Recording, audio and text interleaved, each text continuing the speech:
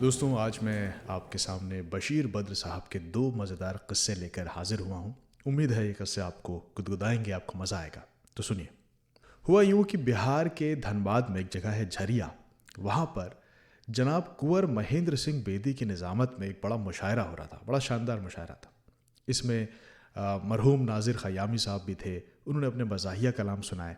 अब होता यह है कि जब कोई मज़ाहिया कलाम सुनाता है तो महफ़िल का जो माहौल है वो इस तरह से बन जाता है कि उसके ख़त्म होने के बाद अगर आप सीरियस शायरी सुनाएंगे तो लोगों को मज़ा नहीं आता है, क्योंकि माहौल कॉमेडी का बन चुका होता है। तो इसलिए होता यह है कि किसी कॉमेडी शायर के बाद, किसी मज़ाहिया शायर के बाद लोग थोड़ा घबराते हैं अपनी शायरी सुनाने से। लेकिन अब हुआ ये कि नाजिर ख़यामी साहब ने जब मज़ाहिया कलाम सुनाया तो महफ़िल में ठहाके गूंज उठे, माहौल एक अलग रंग की तरफ हो गया।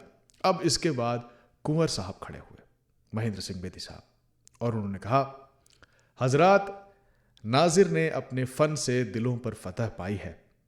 आप सब जिंदगी की परेशानियों को भूलकर कै-कहों की दुनिया में खो गए हैं।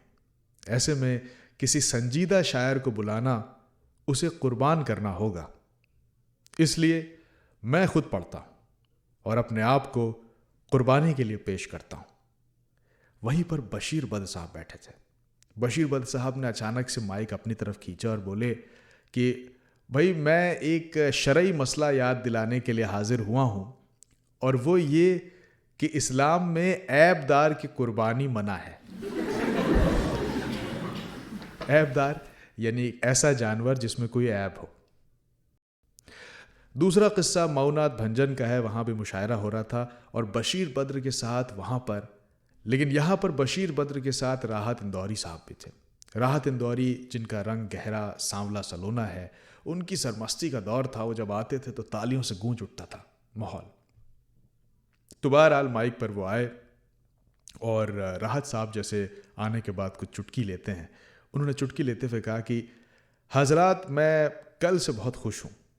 दरअसल अपने रंग की वजह से मैं पहले बहुत शर्मिंदा रहता था, लेकिन बाबू जगजीवन राम नायब वज़ीर आज़म की सदारत में मैंने अभी हाल ही में एक मुशायरा पढ़ा है, तो उनके रंग को अगर आप जहन में रखें तो मैं खासा कबूल सूरत आदमी हूँ, और बाबूजी को देखने के बाद मैं बहुत खुश हूँ।